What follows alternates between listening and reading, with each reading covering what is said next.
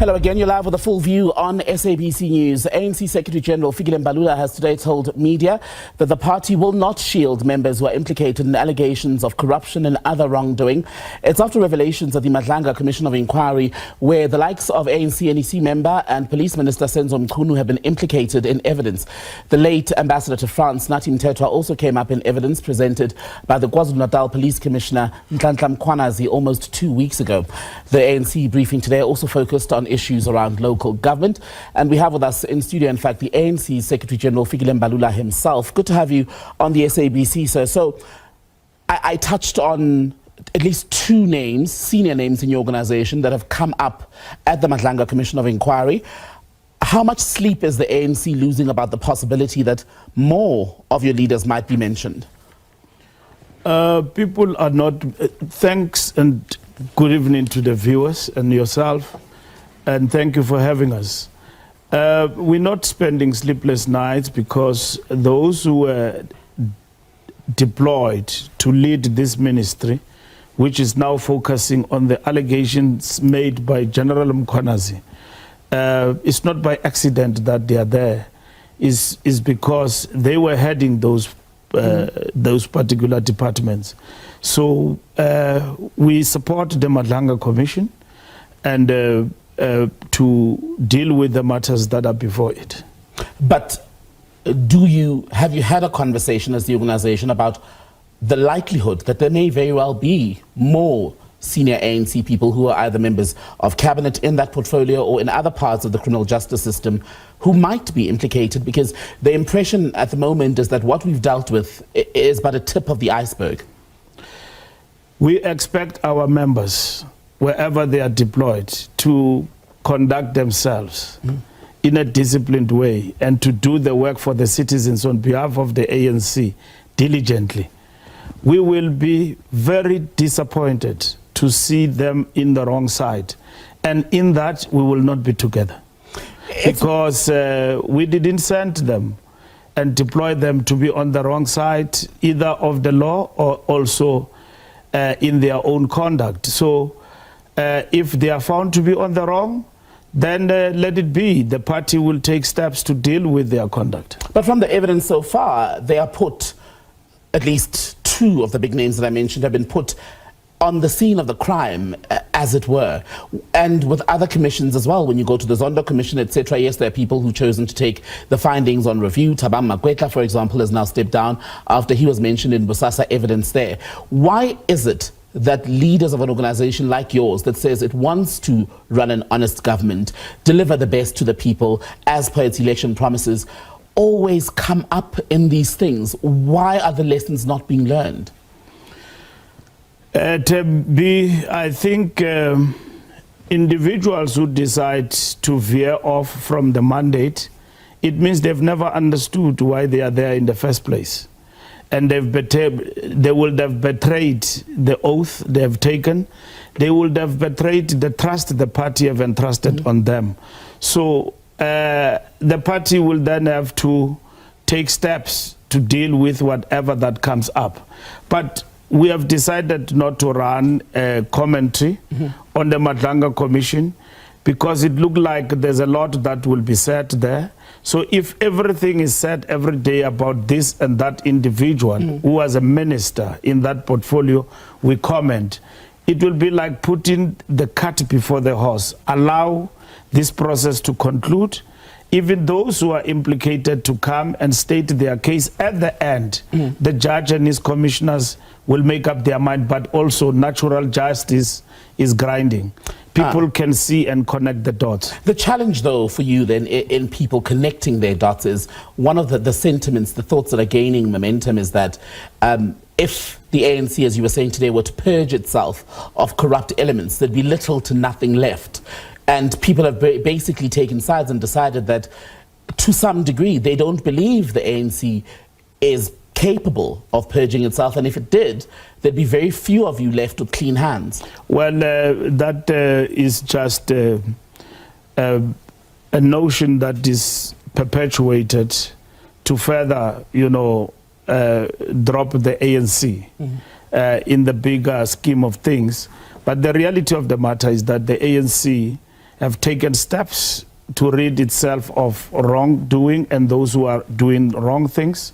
And the party, as we stand today, does not stand on the side of wrongdoing. Should you be found, you know what needs to happen. And therefore, the law must then take its course on those particular individuals. As we speak now, there are individuals and even senior leaders of the ANC in the past and present who have faced the law, some convicted, and some are still facing trials and all of that. They've stepped aside. And these are drastic measures the party has taken. We have also taken steps beyond just the principles of our jurisprudence, that everyone is equal and that you are presumed innocent. In the ANC, we are saying, whilst we recognize that, stand on your own and then face the music. And then, but that only kicks in when you're charged, right? So in the interim, there's always that gap. And I'm not saying people are guilty without being found guilty by a court, but there's that awkward gap where the person is still around, holding a senior position with no official pronouncement, and in the eyes of some people in the public, that then works against the ANC as a whole.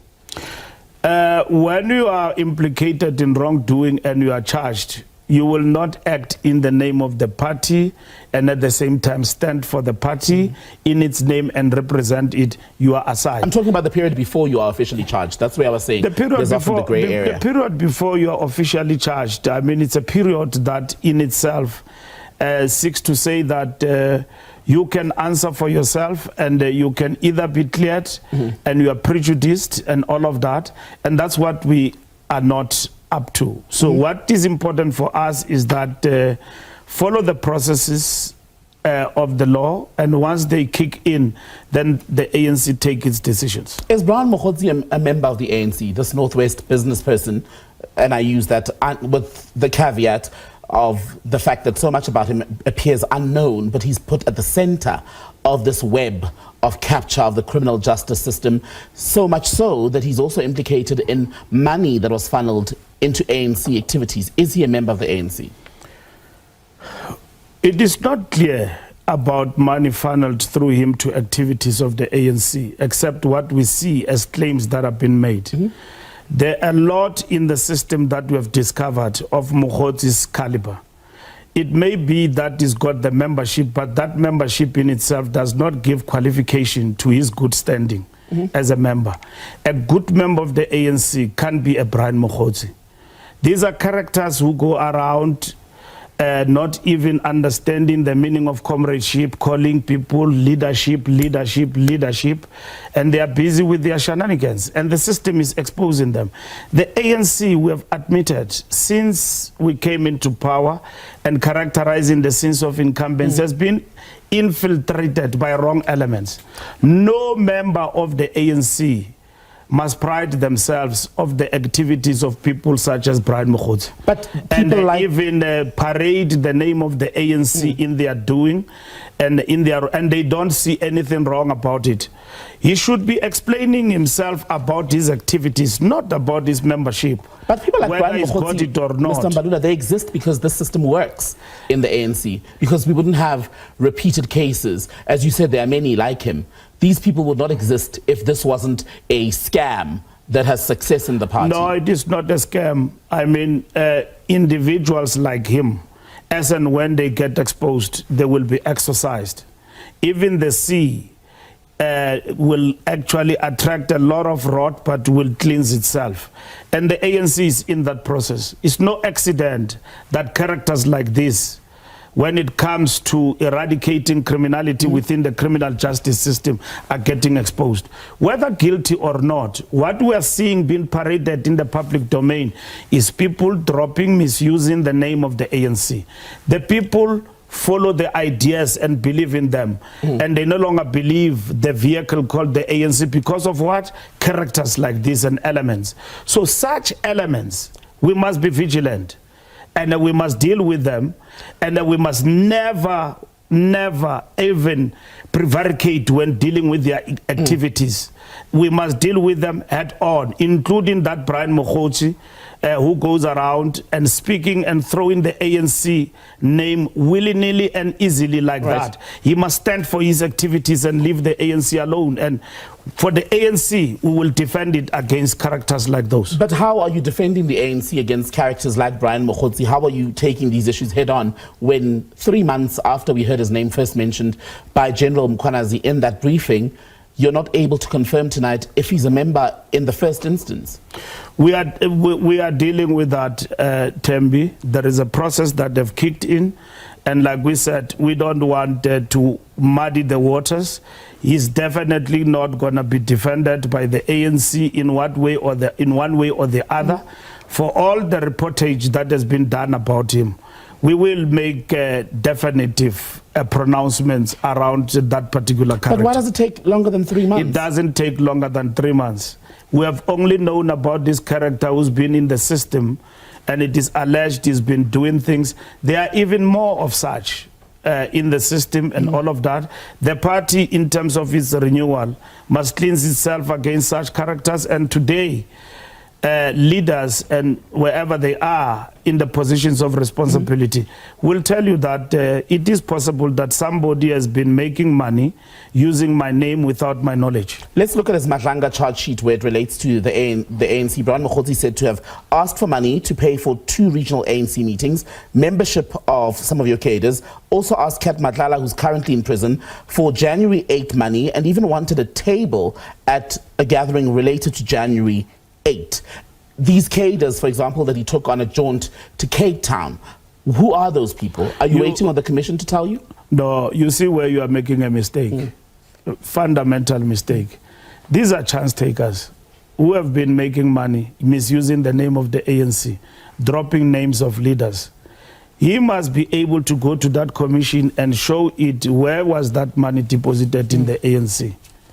Because I can tell you, in the system, there are many of such who drop names and say that I'm doing this on behalf of the mayor, I'm doing this on behalf of the minister, I'm doing this on behalf of the president, I'm sent by the president, I'm sent by so and so.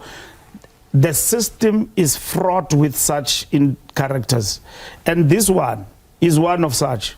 There can never be a member of the ANC masquerading and taking it upon himself to fundraise on behalf of the organization and then make such proclamations and claims and all of that.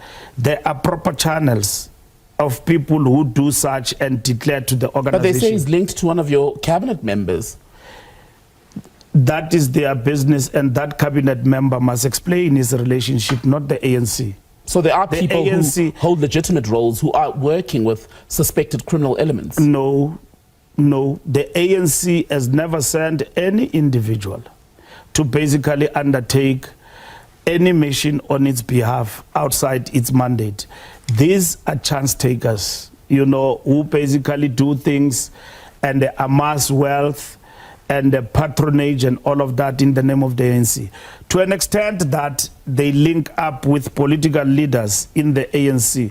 It is now before the commission. Those leaders must explain themselves of such a relationship. Well, out of time, I would have loved to go on to some of the other issues around local government, etc., but hopefully we'll have you in for a separate conversation on those